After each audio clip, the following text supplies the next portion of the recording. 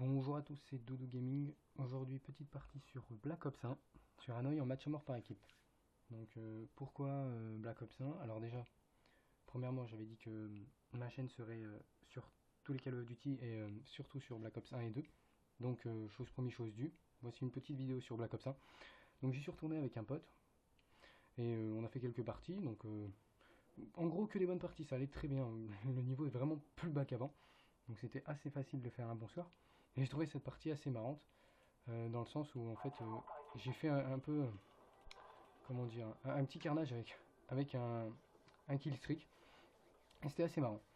Donc c'est le début, donc j'avais pas beaucoup d'armes, là je venais d'avoir le FAMAS, je venais de l'avoir, j'étais monté niveau 14, là maintenant je crois que je suis niveau 15, donc je venais de l'acheter, j'ai double charbon, donc j'ai rien en pro, donc ça c'est un peu chiant, donc je vise vraiment lentement tout ça, mais je fais avec.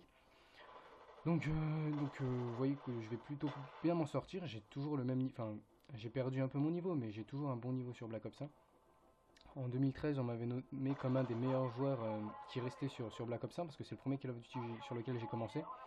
Et donc j'avais réussi sur mon premier compte, premier Call of Duty, à avoir plus de 2 de ratio, ce qu'on m'avait dit que c'était très rare. Donc je sais pas si c'est vrai ou pas, mais beaucoup de gens m'ont dit ça. Et donc là, il a confirmé, là je viens de commencer ce compte là, donc je viens de reprendre et tout, c'était assez dur. Et j'ai 3,08 je crois de ratio, sans difficulté, donc en rushant bien comme il faut, sans rien en pro et tout et tout. Donc je trouve que j'ai pas trop perdu mon niveau. Et j'ai trouvé cette partie vraiment intéressante, donc voilà pour la partie sur Black Ops 1. Donc c'est dommage qu'il n'y ait pas de l'EC, donc j'ai dû prendre de l'MME, vu que moi c'est le kill, le kill et le kill. Et donc voilà, alors là vous voyez que là sans tour passe-passe pro, bah, je me suis fait péter. Voilà, j'ai poids plume, passe-passe ninja, rien en pro, assez chiant. J'ai visé un peu mal, je dois le reconnaître pour ce kill. Et donc je voulais faire une parenthèse sur justement entre Black Ops 1. Alors pour moi, Black Ops 1 c'est avec Modern Warfare 1, même si j'y ai très peu joué, je sais qu'il était donc Modern Warfare 1, je sais que c'était un des meilleurs Call of Duty et donc un des plus durs pour son comment dire son gameplay où tout le monde est égaux.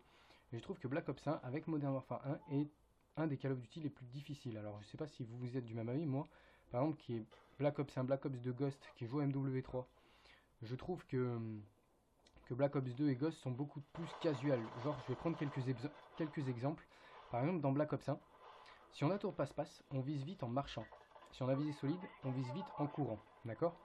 Black Ops 2, dextérité et une poignée ergo, ou juste dextérité, on vise vite en marchant et en courant. C'est un, je trouve ça un peu bête.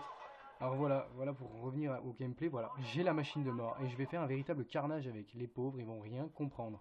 Je vais faire je ne sais pas combien de kills avec ça, alors que je l'utilise jamais. Et j'ai fait vraiment le carnage, donc j'étais assez content.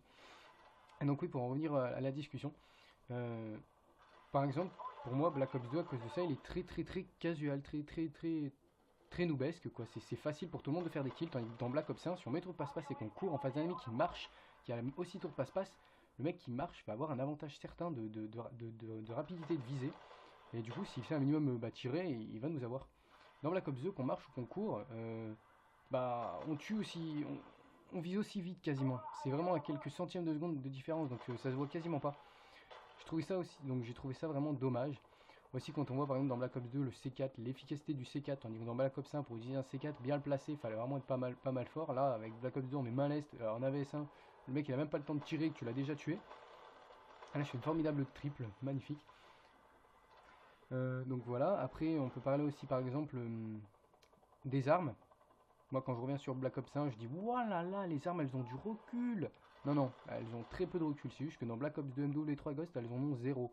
Alors, quand il y en a un petit peu, ça y est, on n'est pas content. Enfin, ça y est. Par exemple, quand je prenais la Galil ou même la MP5K, au début, ça m'avait fait un peu bizarre. Là, j'ai un FAMAS, donc il a aucun recul, donc ça. Mais quand j'ai pris la MP5K ou la Galil, des trucs comme ça que j'ai ramassé par terre, je me suis dit, ouais, ça a du recul. Et c'est là où je me suis rendu compte aussi que, par exemple, dans Black Ops 1, ce niveau-là était beaucoup plus difficile que Black Ops 2 ou Ghost, ou même MW3, qui ont des armes avec zéro recul. Même quand on prend celle avec le plus de recul, prenez par exemple dans BO2 la Scarage, c'est une des armes qui a le plus de recul, ou la Scorpion, c'est ridicule comme recul. Déjà la Scorpion ça monte juste en l'air, aucun recul horizontal, donc super facile à gérer. Regardez là, la quad, pas magnifique, magnifique franchement. Voilà, magnifique. Et c'est pas fini, voilà, je suis vraiment un véritable carnage. Et donc voilà, par exemple, si on prend ces armes-là, elles ont vraiment strictement quasiment aucun recul. Tandis que si on prend Black Ops 1, Si on prend par exemple les armes telles que... Bon là K47 il a un recul mais il est facile à gérer. Mais si on prend par exemple bah, la MP5K à longue distance, euh, qu'on va prendre en fusil d'assaut, laquelle pourrait me venir en tête?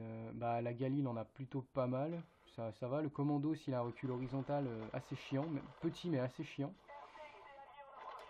Là malheureusement je me fais exploser par derrière par une petite compose, donc je reviens avec mon FAMAS, mais c'est la fin de la partie.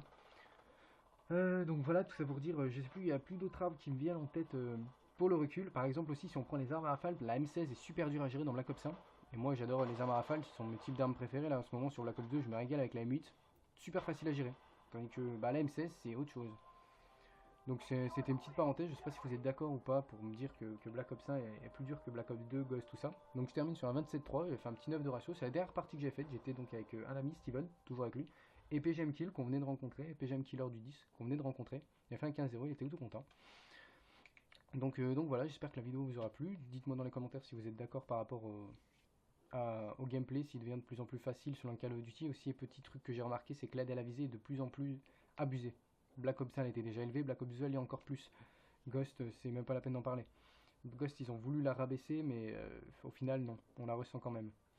Donc voilà, c'était une petit gameplay sur Black Ops 1, c'était pour changer, c'était plus le commentaire qui comptait, donc j'espère que la vidéo vous aura plu.